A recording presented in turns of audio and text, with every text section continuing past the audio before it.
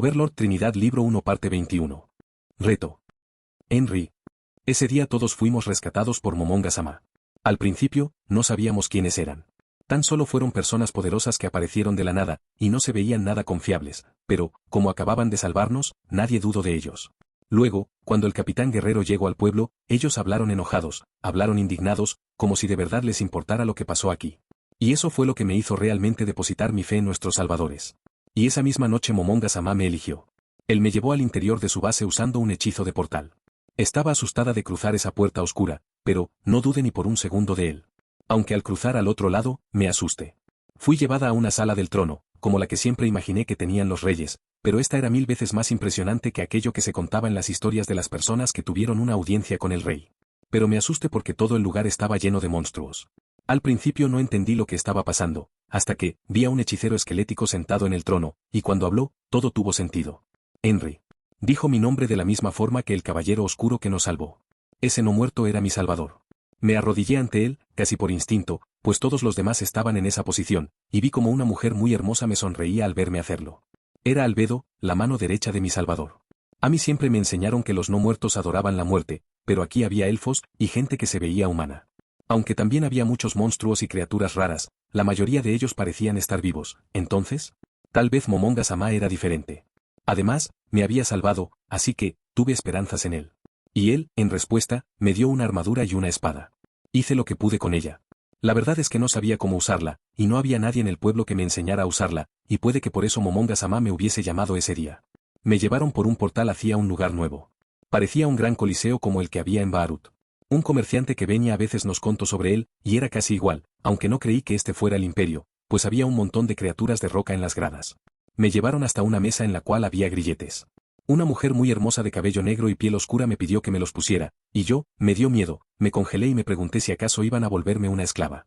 Me preocupó haber hecho algo que molestara a Momonga-sama, pero entonces, él apareció.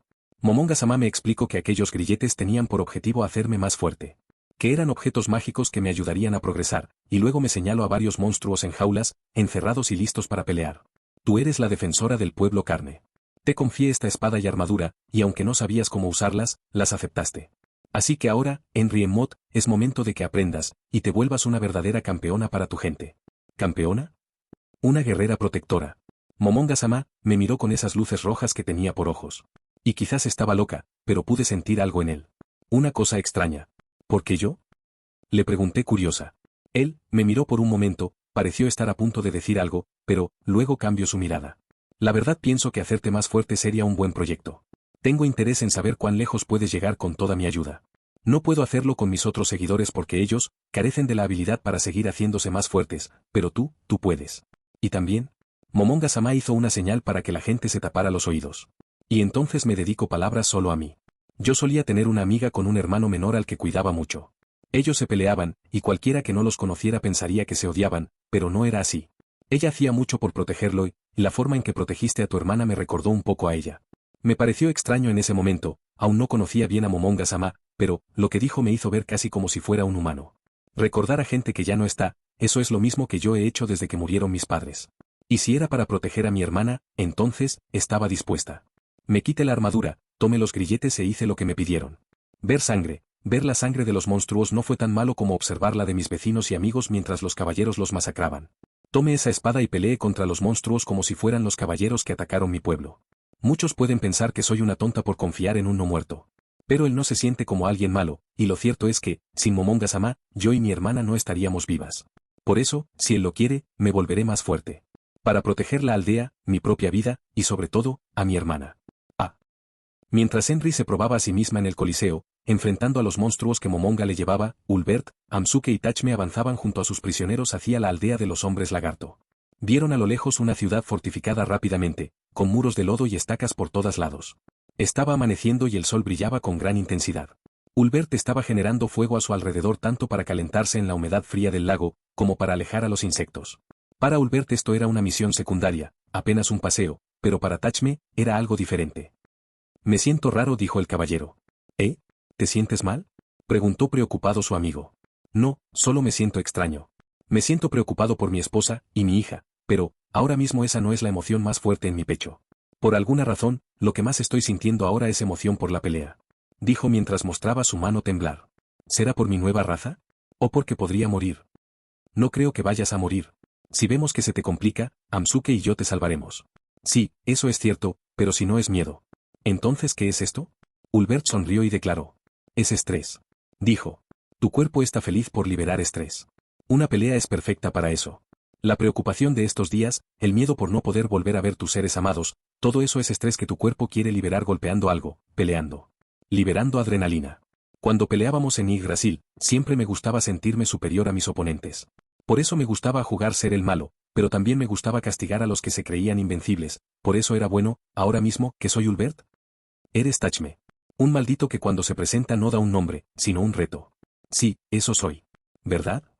Luego de esas palabras Tachme avanzó. Tan firmemente que los hombres lagarto que lo veían sentían que iba a venir en línea recta, directo para atravesarlos. Pero él se detuvo a 100 metros de las murallas de barro improvisadas. Levantó su espada y gritó. Aquellos sin hijos pequeños, ni nada que perder. Avancen. Guerreros.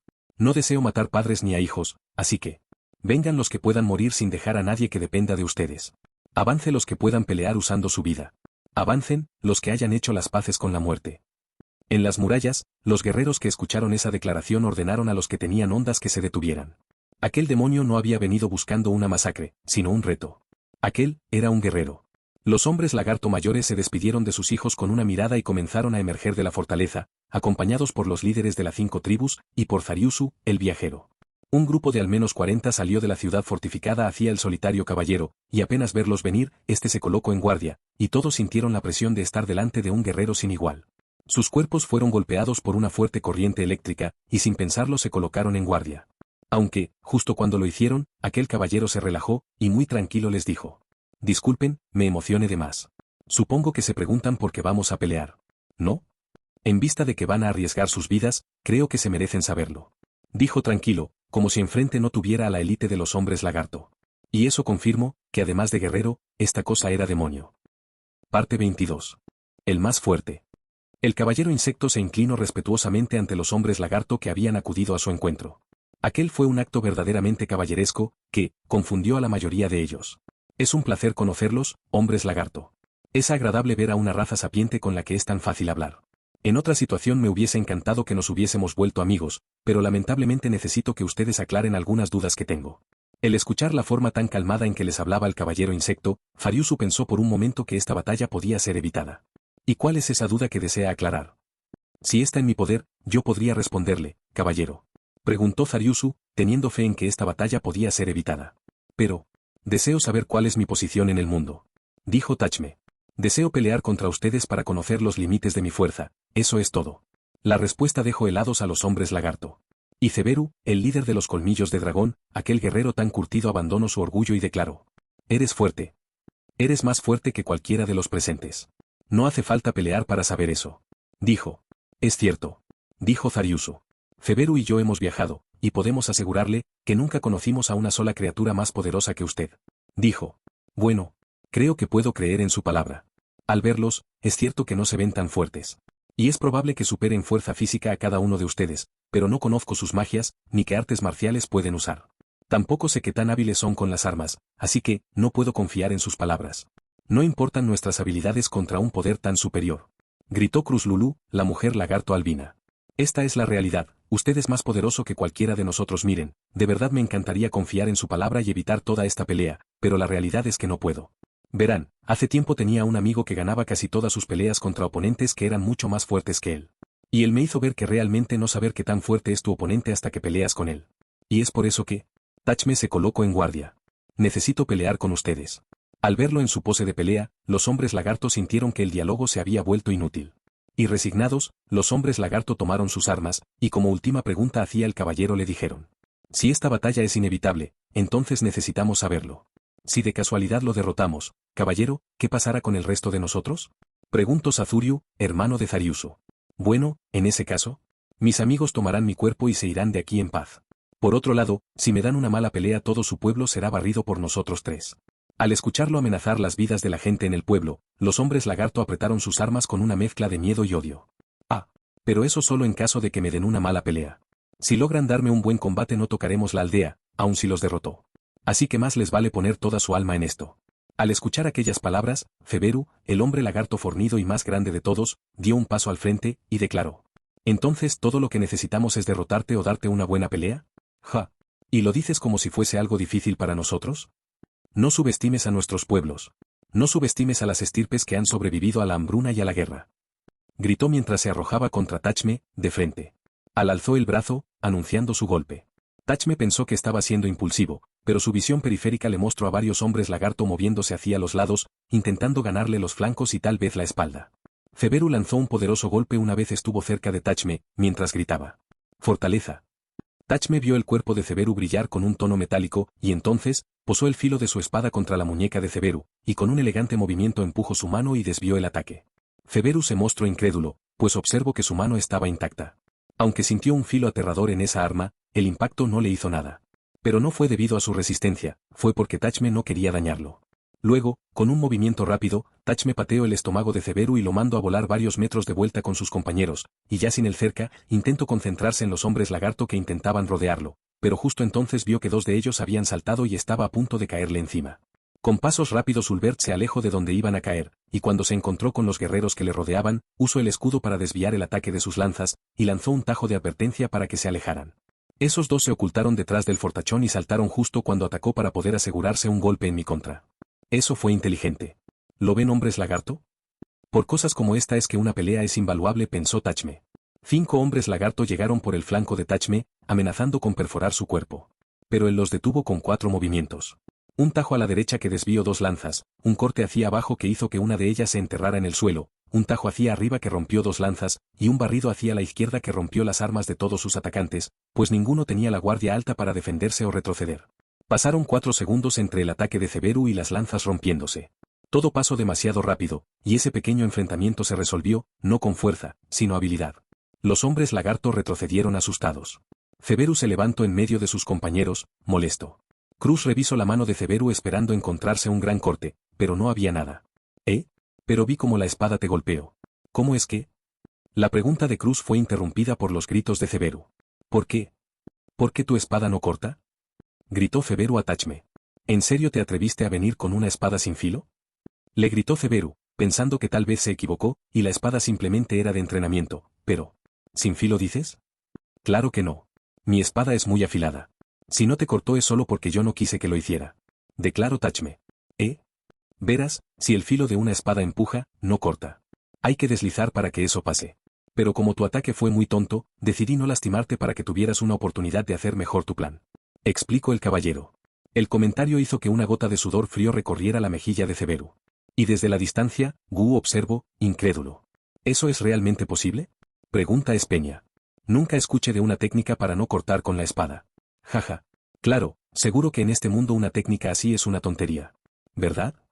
Pero en el nuestro hay una frase muy común que dice: un gran espadachín es alguien que puede cortar todo, excepto lo que no quiere cortar. Entonces, ¿él puede elegir qué corta y qué no? Preguntó Gu. Exacto. La técnica de Tachme está tan pulida que si lo quisiera, podría golpear una hoja de papel con la espada más afilada y no le haría nada. Dijo Ulbert. ¿Y por qué hace eso? Lo normal sería querer cortarlo todo. Porque, si no eres capaz de decidir qué quieres cortar y qué no, entonces, tú no dominas la espada te domina a ti. Dijo Tachme. Y si la espada te domina, nunca serás el más fuerte. Gu mira fascinado aquella lógica. Tachme no veía a su arma como una compañera, sino como una herramienta. Un algo a lo que dominaba con su poder. Desde la armadura hasta el escudo, pasando por la espada, todo lo que llevaba Tachme encima estaba sometido a su voluntad. Y ello era una de las razones por las cuales ese hombre rara vez fue derrotado. Todos cálmense. Ya sabemos que no nos enfrentamos a un enemigo cualquiera, así que, ataquemos usando la cabeza.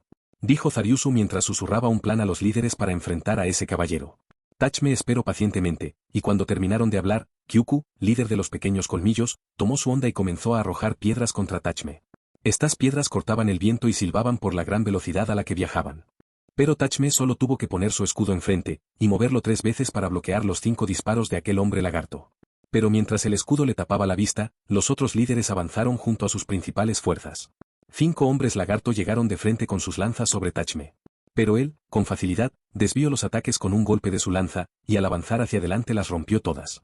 En ese instante los hombres lagarto se apartaron del camino de Tachme y revelaron que ese ataque frontal tenía por objetivo ocultar a Cruz, quien acababa de lanzar una bola de fuego. Todos esperaban que al ser tomado por sorpresa, el caballero recibiera el ataque de lleno, pero él, con suma facilidad, lanzó un tajo amplio con su espada de arriba hacia abajo y cortó la bola de fuego antes de que lo tocara.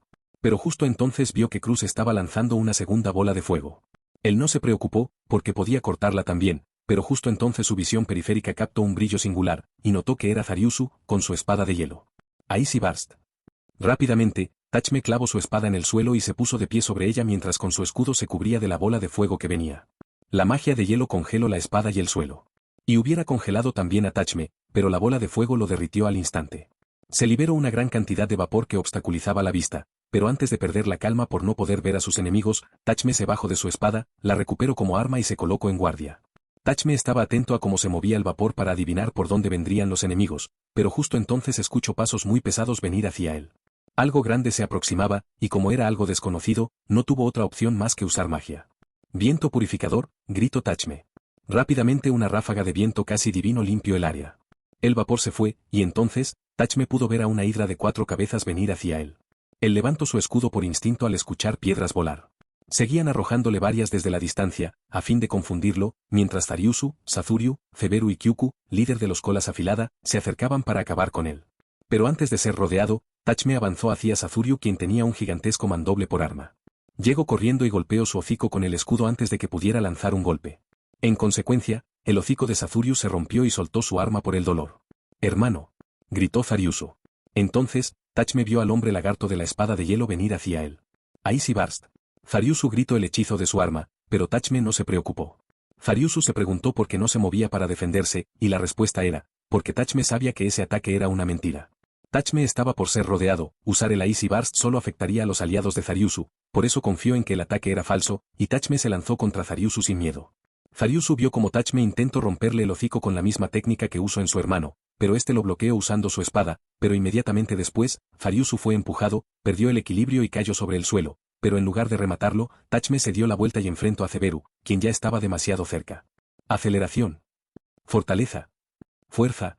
Tachme vio como el cuerpo de Zeberu brilló de 3 colores distintos, y como eso parecía hacerlo sufrir.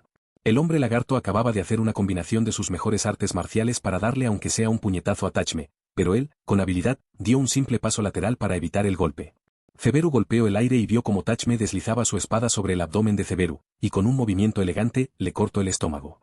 Cuando Zeberu cayó al suelo, levantó mucho lodo de los humedales, pero inmediatamente después se sujetó el estómago, sintiendo que las entrañas iban a salírsele. Tachme estuvo por acabarlo en el suelo pero más rocas vinieron desde la distancia, y además, Zariusu se estaba levantando, y Kyuku, de la armadura de hueso, venía de frente con su lanza.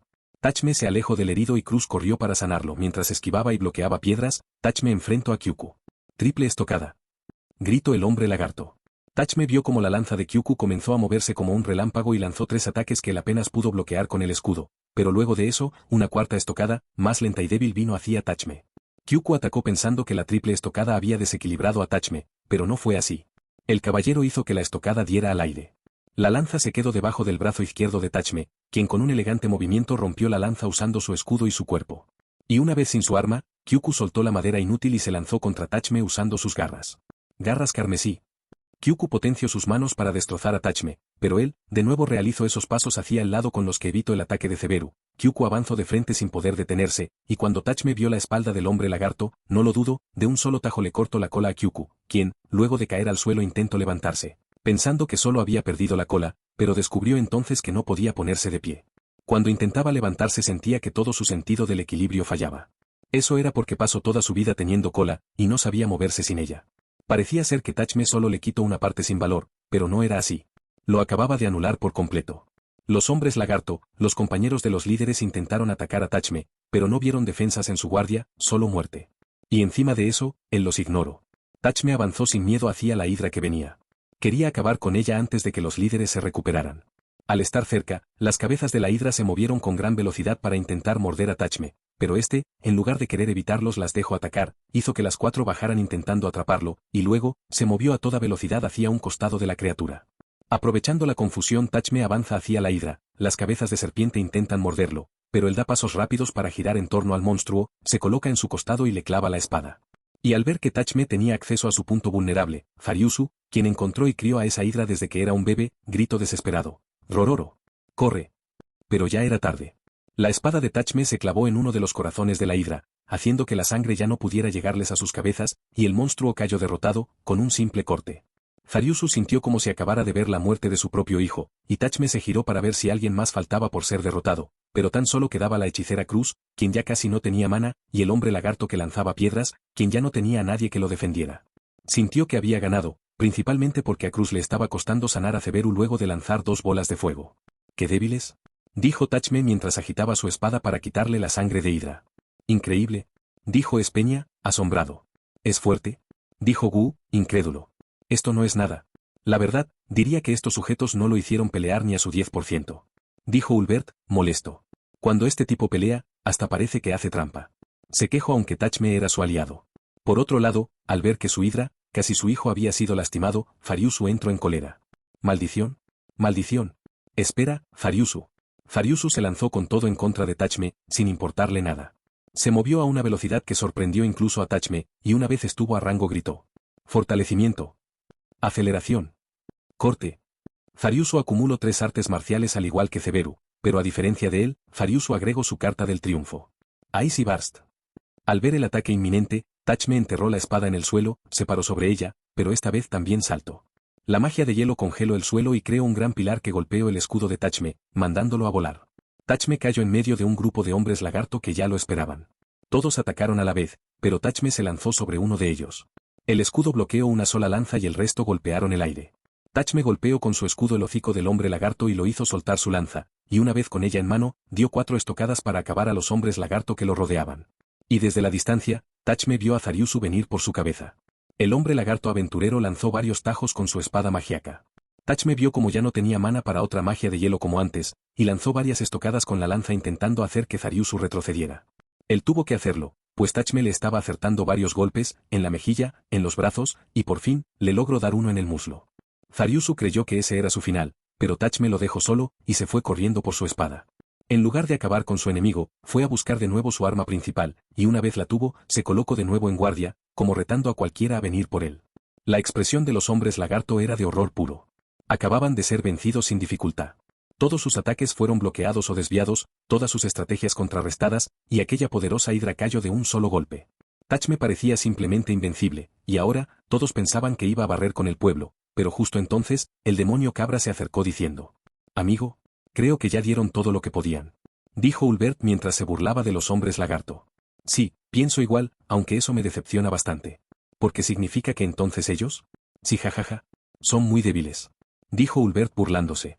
«Me lo temía. Entonces no sirven para probar mi fuerza». Los hombres lagarto que lo dieron todo, vieron como eso no fue suficiente. Parece que su sanadora está por quedarse sin mana, así que... ¿Lo hago? Claro. De todas formas no creo que puedan seguir peleando así como están. En ese momento, Ulbert llenó el campo con fuego verde. Todos pensaron que era un ataque para eliminarlos, pero en realidad, lo que hizo ese fuego, fue sanar a todos los que tocaba. Desde ese instante, en que vieron como un solo guerrero los derrotó, y como un solo hechicero sanó a todos, los hombres lagartos se sometieron ante ellos, pues quedaba claro que no eran nada comparados a estos demonios, y que su mejor estrategia para sobrevivir era someterse. Y mientras todo eso ocurría en el lago del norte, en Errantel se vivía una historia peculiar. Un famoso herbolario, nieto de una alquimista renombrada, había ido personalmente con un grupo de aventureros nuevos para suplicarles una sola cosa. «Por favor, llévenme al pueblo carne», pidió Firea Bareare a Momonga. Y lo único que pudo hacer el Overlord al escuchar la petición del chico, fue mostrarse confundido. Parte 23. El reino de las montañas. Firea. Los farmacéuticos tenemos mucho contacto con los aventureros, y es normal que nos hagamos amigos de ellos. Pero mi padre fue un poco más allá. Él hablaba muy a menudo con una aventurera entonces novata. Congeniaban, se agradaban mutuamente y, eventualmente comenzaron a frecuentarse fuera del negocio. Con el tiempo se enamoraron y casaron. Mi madre dejó a su grupo y comenzó a aprender el negocio familiar. Al principio mi abuela no estuvo de acuerdo, pero tener a una exaventurera de rango platino en la familia era conveniente. Podían ir al bosque de manera más frecuente, tenía buenos contactos con aventureros y conseguía escoltas fácilmente, aun en temporadas difíciles. Mi madre se terminó ganando el cariño de mi abuela, y cuando yo nací parecían ser una familia perfecta. Pero cuando todo parecía ir bien, algo lo cambió todo. Pocos días antes de que comenzara el invierno se desató una pandemia. Las personas estaban muriendo, y todos se encontraban desesperados por medicina. Las pociones de recuperación se volvieron demasiado valiosas. Mi abuela y mis padres donaron todo su inventario para intentar salvar a la ciudad, pero incluso eso no fue suficiente. Todos iban a morir cuando comenzara a caer la nieve. Así que, mi madre y padre decidieron ir al bosque a buscar más materiales con los cuales trabajar.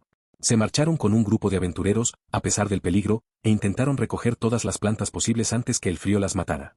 En los días siguientes llegaron aventureros con plantas medicinales. Y volvían al bosque con mis padres.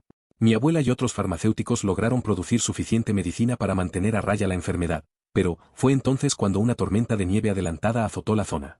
Para ese momento ya había suficiente medicina, y la ciudad podría considerarse salvada, pero mis padres seguían en el bosque para ese momento, y aunque los aventureros se esforzaron por crear grupos para ir a buscarlos, era imposible avanzar con la tormenta sobre la zona. Aquella fue la tormenta de nieve más fuerte en 30 años, y para desgracia de nuestra familia, en esa ocasión la nieve se tragó a mis padres. Cuando llegó la primavera los aventureros encontraron ropa destrozada, la espada rota de mi madre y el báculo de mi padre, aún con manchas de sangre. Aunque no encontraron sus cuerpos, era obvio que habían muerto. Fueron devorados por los monstruos del bosque cuando estuvieron débiles y perdidos. Yo tenía 6 años cuando todo eso ocurrió, y una parte de mí se esforzó en pensar que, si no había cuerpos, aún quedaba una posibilidad de que estuvieran con vida, y le insistí a mi abuela que fuéramos a buscarlos, pero ella, tan solo me abrazó y se quedó en silencio.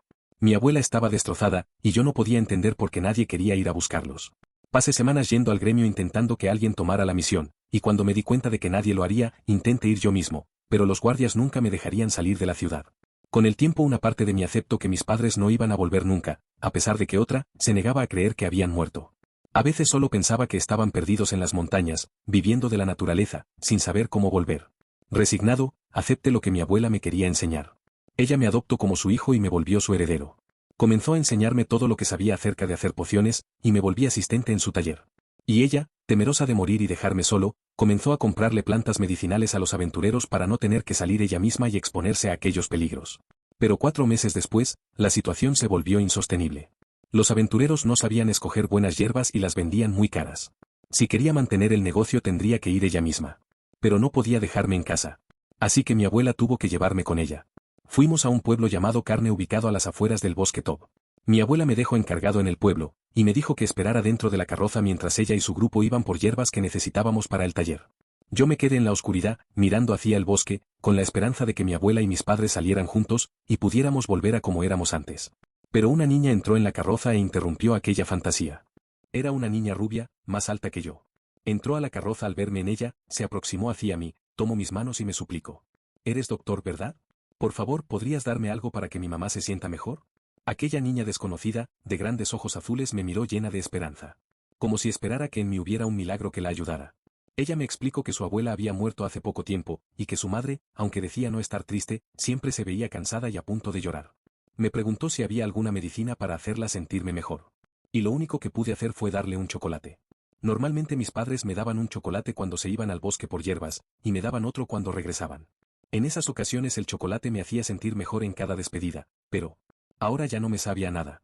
Así que se lo di, pensando que tal vez a su madre sí le gustaría. Ella lo tomó, me agradeció y se fue. Y al rato volvió, aún con el chocolate en su mano. Pensé que iba a decirme que no había funcionado, pero mamá lloró. Dijo. Ella me dijo que su madre se puso a llorar apenas vio el chocolate y que la abrazó muy fuerte, y no saltó por varios minutos. Después, se quedó profundamente dormida, y su padre le explicó que, hace mucho tiempo, su abuela fue a la ciudad a buscar pieles y tela para el invierno. Sin embargo, los caminos eran peligrosos y había que hacer muchos rodeos. El grupo que fue a la ciudad estaba tardando mucho tiempo y la gente asumió que murieron. La madre de ella no quiso aceptarlo, y rezó para que su madre volviera, y eventualmente, lo hizo. Llegó junto al resto del grupo, todos estaban sanos y salvos. Y su abuela, le dio un chocolate a su madre como recompensa por esperar tanto tiempo a su regreso.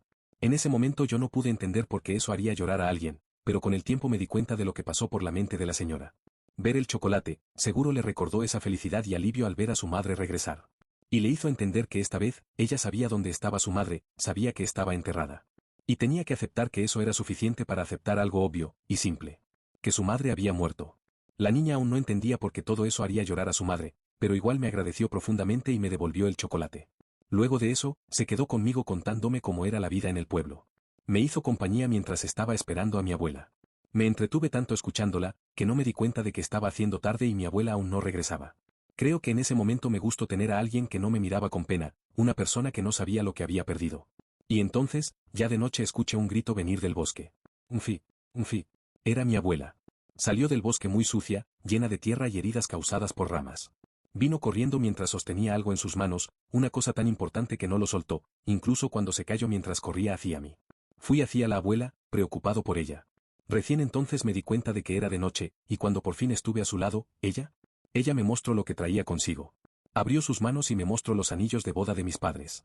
Mientras buscaban plantas, mi abuela encontró un rastro que solo un herbolario podría ver. Marcas de pintura hecha a partir de hierbas del bosque.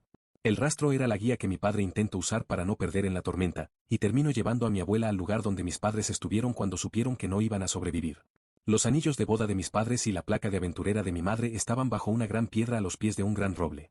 No había una nota, no había un palabras, solo los anillos uno al lado del otro, en la misma cadena donde estaba la placa de aventurero. Esa era su forma de decirle a la abuela y a mí, que habían muerto. Cuando supieron que ya no podían hacer nada por sus vidas, ese fue el último mensaje que pudieron dejar. Y en ese momento lloré por mis padres. Por primera vez desde que todo esto pasó, lloré por ellos, y por fin desapareció esa imagen suya viviendo en el bosque. Mi abuela había encontrado a mis padres. ¿Mis padres por fin habían vuelto? Mi abuela se quedó dormida luego de su largo viaje. Nos quedamos en el pueblo esa noche. Y esa niña de antes, vino a verme, con un chocolate en sus manos. El mismo que yo le di, y que olvidé aceptar cuando me lo estaba devolviendo. Ella me lo metió en la boca antes de poder decirle nada, y me sonrió, antes de preguntarme si ya me sentía mejor. Fue a partir de ese día que Henry se quedó grabada en mi mente para siempre. Ella me ayudó a entender que, necesitaba aceptar las cosas. Me ayudó a sentirme mejor luego de que todo pasara, y lo peor, o lo mejor fue, que ella ni siquiera se dio cuenta de lo importante que fue para mí ese día. Luego de eso se volvió mi amiga, y eventualmente comencé a sentir más cosas por ella. Henry se volvió una luz en mi vida. Siempre que iba a buscar hierbas, no tenía miedo, de hecho siempre me encontraba ansioso porque iba a volver a verla. Henry es una chica dulce y buena. Es un ángel que se merece tener una buena vida. Y por eso no puedo permitir que se quede en ese pueblo. Por favor, Momón-san. Lléveme a donde Henry. Ayúdeme a traerla. Le supliqué a Momón el paladín luego de contarle mi historia. Dado que todos los aventureros de Errantel querían evitar problemas con el reino, ninguno de ellos quería llevarme al pueblo Carne. Pero Momón era un extranjero nuevo en la ciudad. Además, era fuerte. Él podía llevarme por Henry y de regreso. Necesitaba ir a rescatarla. Había perdido a sus padres y ahora un grupo de desconocidos estaban provocando una guerra por esas tierras. Necesitaba sacarla de ahí antes de que las cosas escalaran. Necesitaba salvarla antes de que se desatara una batalla en la que pudiera perder la vida. Y estaba dispuesto a darle a este hombre hasta la última moneda que había ahorrado en estos años. Le daría mi vida de ser necesario. Por favor. Pero, su respuesta al final fue: lo siento, pero creo que ir a un pueblo en disputa, a punto de estallar en una guerra es una tarea demasiado grandiosa para un aventurero de mi nivel. ¿De su nivel? Al tiempo que me respondía me mostraba la placa de cobre en su cuello. Pero, ¿su grupo no había lastimado a un aventurero de rango mitril? ¿Me equivoqué de persona? No, si debe ser él. Espere. Por favor. Le pagaré. Lo siento chico, pero, tome de mi cintura una bolsa gorda llena de placas de platino, que valían cada una varias monedas de oro. En ese instante su voz se volvió temblorosa. Aunque esa sea mucha plata, no puedo solo ir a un pueblo que está. Es platino. Le aclaré. Apenas dije eso, tomó la bolsa sin pensarlo, se la dio a su compañera para que confirmara el material, y cuando lo hizo me preguntó: ¿cuándo quieres salir? Las tribus de los hombres lagartos se sometieron a la voluntad de Ulbert y Tachme. En vista de que era imposible vencerlos, se les ofreció el control total del área, a cambio de que no los matara, y los protegieran de otros enemigos. Ambos aceptaron gobernar sobre los hombres lagarto. Su plan era usarlos para establecer una base y recolectar información. Y como Zariusu y Ceburu eran aventureros, también tenían planeado interrogarlos luego de comer. Las tribus prepararon un gran festín de pescado para conmemorar la victoria de Tachme. Esto está delicioso, dijo Gu, quien estaba siendo alimentado por los hombres lagarto usando lanzas para no ser devorados por error. Estos no son pescados silvestres. ¿Los criaron ustedes? Preguntó Espeña, quien reconocía el sabor de un pez bien alimentado. Sí, tenemos un criadero gracias a mi hermano, dijo Sazurio. Aprendí el secreto de la piscicultura durante mis viajes. Si ese conocimiento puede servirles, estaré más que dispuesto a enseñarles, dijo Zariusu a sus nuevos amos. Pero, Ulbert y Tachme estaban comiendo junto al fuego, muy desanimados. ¿El pescado? No está mal, pero me gustaría tener algo de salsa de soya para remojarlo, dijo Tachme. O al menos un poco de sal. Mataría por un poco de sal, dijo Ulbert. Las palabras del demonio hicieron temblar de miedo a los presentes, y uno de ellos, Ceberu, queriendo calmar la furia de Ulbert, dijo algo muy tonto e innecesario. Los enanos tienen mucha sal de piedra, dijo Ceberu. Hace tiempo cuando conocí a algunos me enseñaron a usarla en la comida, aunque la que me regalaron entonces se me terminó hace tiempo. Ceberu quería proponerles a esos dos que le permitieran ir a buscar a los enanos para conseguirles sal, pero, en ese instante, los dos voltearon a verlo, interesados, no en la sal, sino en los enanos. ¿Enanos? ¿Sabes dónde viven? Y entonces Ceberu comprendido que, probablemente acababa de condenar a otro pueblo a ser sometido por ellos dos. Parte 24. Frío y misión prohibida. Ulbert caminaba por la nieve apreciando su belleza. Amsuke saltaba en ella y se revolcaba en el suelo, disfrutando de una sensación desconocida. El resto del grupo, por otro lado. Mucho frío. Se quejaba el hombre hormiga que tenía un montón de metal sobre su cuerpo. Oigan. Cruz está comenzando a hibernar, dijo Zariuso el viajero mientras intentaba hacer que la mujer lagarto albina abriera sus ojos. Ulbert suspiró con decepción al ver que su grupo estaba siendo derrotado por un poco de frío. Los únicos además de Ulbert y Amsuke que estaban bien, eran Gu y Espeña. Al final no importa que tan fuerte se sea, no se puede pelear contra la naturaleza, dijo Espeña. Bajajaja. Qué débiles. ¿En serio les afecta este frío? Dijo el troul de guerra. Ay, por Dios ya no puedo seguir viendo esto, dijo Ulbert al ver que Tachme no dejaba de temblar, y Zariuso estaba a punto de quedarse dormido mientras sostenía a Cruz. Llama cálida. Ulbert invocó magia de fuego sobre todos ellos. Una pequeña flama roja se colocó sobre la cabeza de todos los que venían viajando con él, y de inmediato, Tachme dejó de temblar, Cruz se despertó sonrojada en los brazos de Zariusus, y ese hombre lagarto la dejó en el suelo con gentileza mientras se disculpaba. Esos dos se gustan, pensó Ulbert mientras miraba a su grupo. Habían traído a Ceberu porque él sabía dónde estaban los enanos. Habían traído a Zariusu porque sabía mucho sobre estas montañas, y a Cruz porque era una sanadora, y siempre se necesita un sanador en el grupo. Este lugar es impresionante, dijo Tachme mientras apreciaba la vista e intentaba fingir que no estaba temblando hace solo unos segundos. Nunca pensé que una montaña nevada podría ser tan fría. De pronto, de entre la nieve emergió una especie rara de conejo con dientes afilados. De manera instintiva, Tachme desenvainó la espada y lo cortó por la mitad. ¿Qué rayos fue eso? Aunque la visión sea hermosa, mejor no olvidemos que estamos en un mundo peligroso, dijo Ulbert. Vamos, mejor avancemos antes de que llamemos la atención de más enemigos, dijo Tachme mientras iba al frente del grupo. La misión principal en las montañas era encontrar a los enanos para reunir información y la misión secundaria era encontrar a alguien de la misma raza que Amsuke. Las prioridades estaban en orden, pero las cosas podrían complicarse en cualquier momento, pues sin que ellos lo supieran, aquel grupo estaba siendo vigilado por los Wagoa, monstruos de pelaje acorazado, al servicio de los dragones que reinaban en la montaña. Al interior de una habitación algo pobre en Errantel, Momonga estaba arreglando las cosas para un largo viaje. Comida, sacos de dormir. Compró muchas provisiones usando solo un poco del dinero que Mfirea le había dado. A final de cuentas, había sido un gran trato. Mfirea podría ir a ver a la chica que quería, y ellos tendrían un testigo que hablara de lo normales que eran ellos, y también, lo confiables. Momonga-sama, oiga, ¿será buena idea llevar a ese chico al pueblo? Preguntó Fezeta. Claro. ¿Por qué no lo sería? Dijo Momonga muy feliz mientras pensaba en cuánto le iban a pagar por hacerlo. Porque si va y lo traemos sano y salvo, sin tener que pelear ni problemas. ¿La gente de este reino no podría sospechar que estamos aliados? Preguntó Fezeta. Es cierto, como ambos grupos, los conquistadores del pueblo carne y el grupo del paladín Momón aparecieron casi al mismo tiempo. ¿No podrían sospechar que somos aliados? Incluso podrían creer que la misión de Mfirea es solo una tapadera para darnos información entre nosotros. Agregó Regina. Tontas, seguramente Momonga-sama ya haya previsto eso. Dijo Naveral. De lo contrario, nunca hubiese aceptado la misión. Dijo Seluschen. Pensándolo bien, puede que por eso mismo se negara a tomarla hasta el dinero, porque entonces tuvo una excusa válida al por qué aceptaba ir a un lugar tan peligroso. Oh, ya veo, entonces era eso. Momonga-sama es impresionante. Sí, ya tenía todo calculado. Dijo CZ. Las Pléyades comenzaron a clamar el gran intelecto de su señor, mientras éste, solo se preguntaba por qué no pensó en eso antes de aceptar todo esto.